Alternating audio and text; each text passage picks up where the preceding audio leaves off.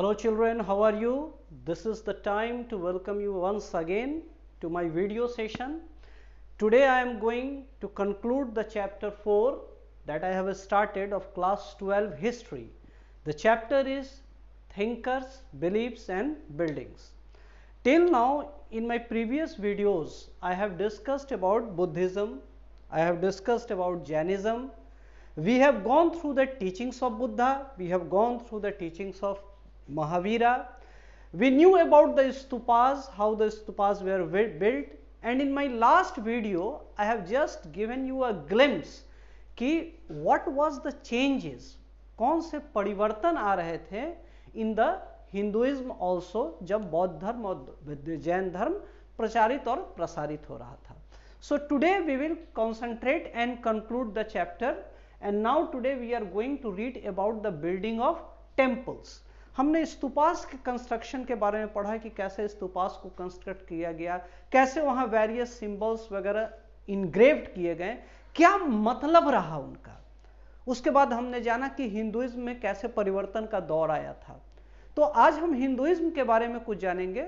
और हिंदुइज्म में सबसे पहले हम जानते हैं कि बिल्डिंग टेम्पल्स, मंदिर बनने की प्रक्रिया स्टार्ट हो गई. दिस वाज द पीरियड, जिस पीरियड की हम लोग बात कर रहे हैं उसमें मंदिर बनने की प्रक्रिया स्टार्ट हो गई. So house of the gods were built, भगवान के रहने की जगह house of the gods were built, जिनको मंदिर कहा गया. And early temples were single small square room. शुरुआत के जो टेम्पल्स होते थे वो एक स्क्वायर रूम के रूप में होते थे. Okay, they were like this, इसी तरह के they were having the single small square room, जिनको गर्भगृह कहा जाता था. इट वॉज नोन एज गर्भगृह. सो द अर्लीस्ट टेम्पल्स जो होते थे, शुरुआती दौर में जो टेम्पल, बाद में इसमें भव्यता आती गई, बहुत सारे चीजों को इसके स्ट्रक्चर में जोड़ा गया, लेकिन शुरुआत में जो टेम्पल्स होते थे वो सिंगल स्मॉल स्क्वायर रूम होते थे, जिनके बीच में गर्भगृह होता था. गर्भगृह मतलब जहां ईश्वर की स्थापना की जाती है, विथ अ सिंगल डोरवे, और इससे रिलेटेड एक सिंगल डोरवे हुआ करता था, बाहर जाने का रास्ता हुआ था करता था विथ अ सिंगल डोरवे. समय बीतता गया and with the passage of the time मंदिरों के स्ट्रक्चर में भी the construction of temples also visualised and adopted various changes, बहुत सारे चेंजेस आ गए. Later on structure started becoming more complex, मंदिरों का स्ट्रक्चर और ज्यादा कॉम्प्लेक्स होने लगा. और शिखर वेयर बिल्ट ओवर गर्भगृह, गर्भगृह के ऊपर शिखर का निर्माण होने लगा. ये जो गर्भगृह होते थे अब इनके ऊपर शिखर का निर्माण होने लगा. सो इन दिस वे शिखर्स वेयर स्टार्टेड बिल्डिंग. और जब शिखर का निर्माण होने लगा उसके बाद मंदिर प्रांगण में मंडप भी बनाए जाने लगे. Mandaps were called assembly hall. Okay, तो यही मंदिर प्रांगण में जो असेंबली, प्रार्थना करने की जो सभा होती थी, बड़े बड़े असेंबली हॉल्स बनाए जाने लगे. मंदिर के प्रांगणों में बड़े बड़े assembly halls started to be constructed inside the temple. Okay, बड़ा बड़ा गेटवेज बनाया जाने लगा, बड़ी बड़ी. और मंदिर का जो अहाता था that become very much expanded, काफी ज्यादा बड़ा हो गया मंदिर का structure. Tall structure, huge walls, बड़े बड़े दीवार बनाए गए चारों तरफ से, ह्यूज वॉल्स.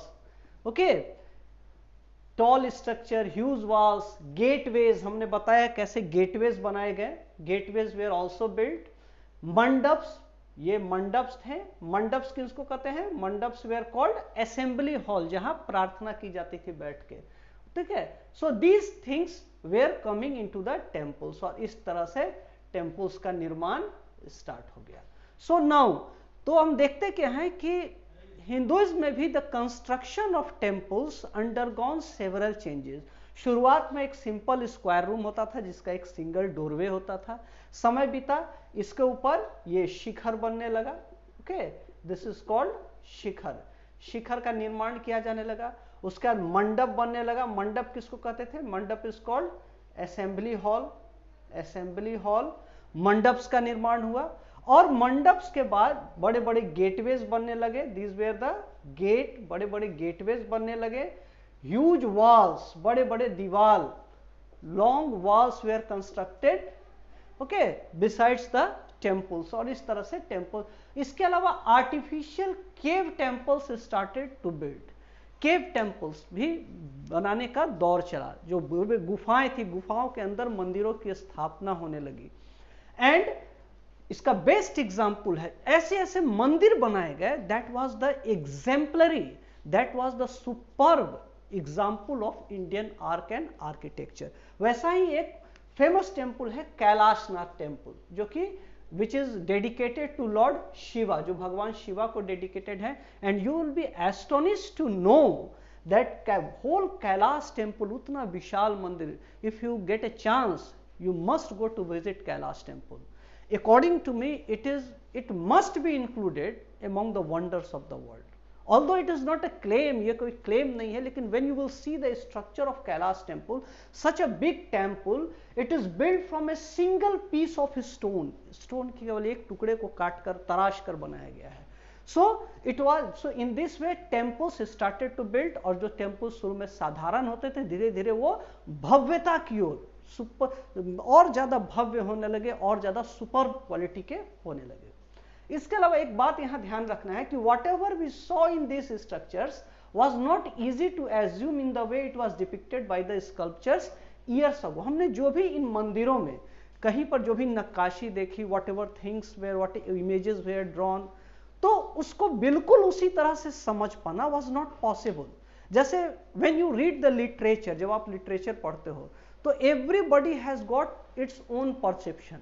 जब आप हायर स्टडीज को जाओगे तो you will not fix a boundary line कि this poem means this only, सब उसकी व्याख्या अपने तरह से करते हैं। So same thing applied with the case of temples और the structures on built inside the temples, कि कितनी तरह की चीजें उसमें की गई। So it was not easy to understand, फिर भी हम लोगों ने अपने अपने तरीके से, आर्कियोलॉजिस्ट ने, विद्वान ने, हिस्टोरियंस ने अपने अपने तरीकों से उसको एज्यूम किया है। Now grappling with unfair, this is the now we are coming towards the end of the topic. तो मैंने बताया कि it was not easy to understand the images inside the temples. Temples के जो अंदर इमेजेस थे उनको समझना आसान नहीं था। क्यों आसान नहीं था? तो Europeans could not understand images of Indian God and goddesses. जो यूरोपियंस थे उनके लिए इंडियन गॉड और गॉडेसेस जो थे दे वेयर अननोन। उनके इमेज को समझना that was beyond their capacity, उनके कैपेसिटी में ही नहीं थी कि वो उनको समझ सके, और कभी कभी तो वो डर जाते थे। इंडियन गॉड गॉडेसेस का इमेज देखे दे बिकम हॉरिफाइड। सपोज करो for example take the case of image of Maa Durga. यदि आप माता दुर्गा की मूर्ति देखो तो we are very much familiar with it, क्योंकि बचपन से हम उनकी पूजा करते हैं, आराधना करते हैं, हमारी श्रद्धा उसमें है, विश्वास है उसमें।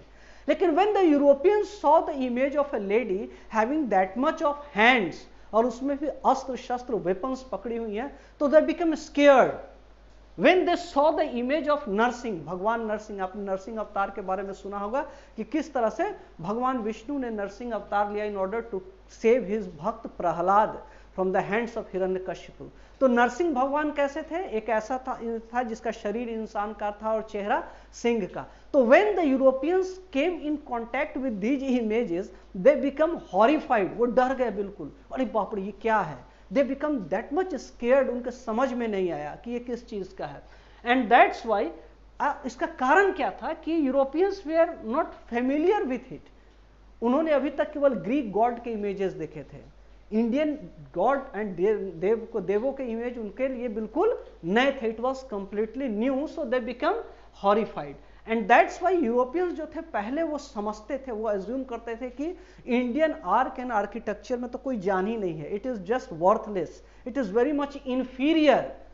But when they saw these sculptures, when they saw our ancient monuments, when they saw our stupas, when they saw our buildings, when they saw our ancient archaeological structures, when they saw the images of Indian god and goddesses, they came to realize कि no, India has got a very rich heritage.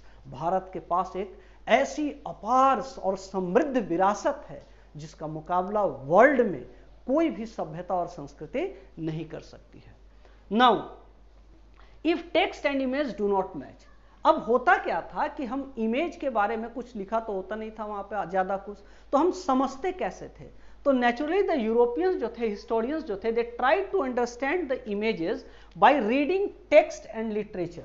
उस image से related जो text होते थे, जो literature होते थे, उसको पढ़ के वो उसका मतलब निकालते थे। जैसे इन लास्ट वीडियो मैंने डिस्कस किया था, मैंने बताया था आपको कि कैसे उन्होंने पुराणों को स्टडी किया ताकि उसके द्वारा वो इंडियन इमेजेस को, इंडियन डिटीज को, गॉड एंड गॉडेसेस को समझ सके।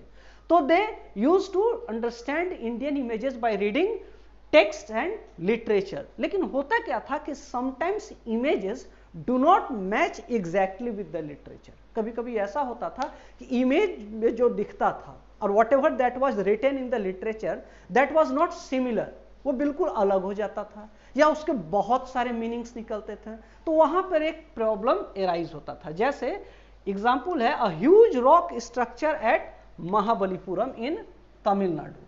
तमिलनाडु में महाबलीपुरम में एक बड़ा सा रॉक स्ट्रक्चर है। मैंने एक रफ स्केच बनाया है उस रॉक स्ट्रक्चर का। ये देखो, ये बड़ा सा रॉक स्ट्रक्चर है जो कि इस टाइप से है। ओके, ये दिस वन, ये this is the rock structure at Mahabalipuram, जो लग रहा है कि दो तरफ से रॉक स्ट्रक्चर है, ऐसे निकल रहा है दोनों तरफ।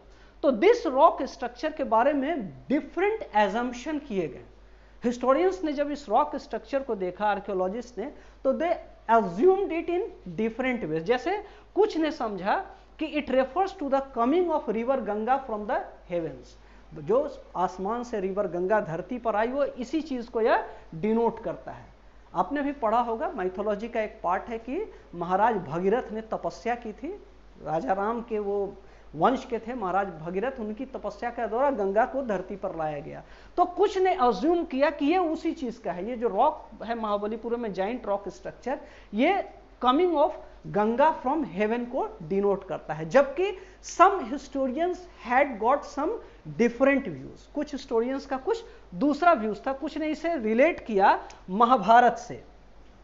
Okay, some historians relate it with Mahabharata कि व्हेन अर्जुना, जब युद्ध होने वाला था, तो अर्जुन ने पेनेंस, मतलब उसने तपस्या की, एक नदी के किनारे बैठकर तपस्या की ताकि उसे दिव्यास्त्रों की प्राप्ति हो सके, ताकि वो वेपन्स भगवान से ले सके। So when Arjuna doing penance on river bank to acquire arms, युद्ध में जीतने के लिए जब अर्जुन तपस्या कर रहे हैं, तो हो सकता है उन्होंने इसी जगह पर तपस्या की हो। तो इन दिस वे इमेजेस जब टेक्स्ट से मैच नहीं करते थे तो उनका वेरियस अजम्पशन किया जाता था। तो this was all about the chapters, इतना हमने जाना इन ए नटशेल। अब मैं कंक्लूजन में आपको बता दूं कि मेनी ऑफ द ट्रेडिशन, हमारे ऐसी बहुत सी परंपराएं हैं that has not been recorded, जिसका कोई रिटन रिकॉर्ड्स नहीं है, या अगर है भी तो that has not been deciphered yet, अभी तक उसको खोजा या एक्सप्लोर्ड येट, अभी तक खोजा नहीं जा सका है। और वॉट एवर वी रीड, हमने जितना कुछ पढ़ा है इस चैप्टर में, या जितना कुछ आप आगे पढ़ोगे भी, वो you may say that is just a meager percentage of our vast and rich cultural heritage. अभी जो हमने देखा इस चैप्टर में, whatever we have saw, that is just the tip of the iceberg. Iceberg आप जानते हो, बर्फ जो समुद्र में तैरता रहता है, ऊपर से छोटा सा उसका टिप नजर आता है और उसके अंदर बड़ा विशाल पानी के अंदर बर्फ का टुकड़ा है। तो whatever we have seen, that is just the tip of that iceberg. Many things more is yet to be explored, but that we will do in our next video. This is all about this chapter. आपको समझ में आ गया होगा। I think you are well acquainted with the chapter now. फिर भी if you are having any kind of queries, if you are having any doubts, you can give direct call to me, you can message to me on my number that is given there in the description box, 9334174065. आप मुझे उस पर WhatsApp भी कर सकते हो उस number पे, या आप मुझे टीएम कर दो, टेक्स्ट मैसेज कर दो। I will be there and I will be very happy to help you out. और मैं नेक्स्ट वीडियो में किसी दूसरे चैप्टर के साथ I will be in front of you. Till then, goodbye, have a nice day, take care of yourself.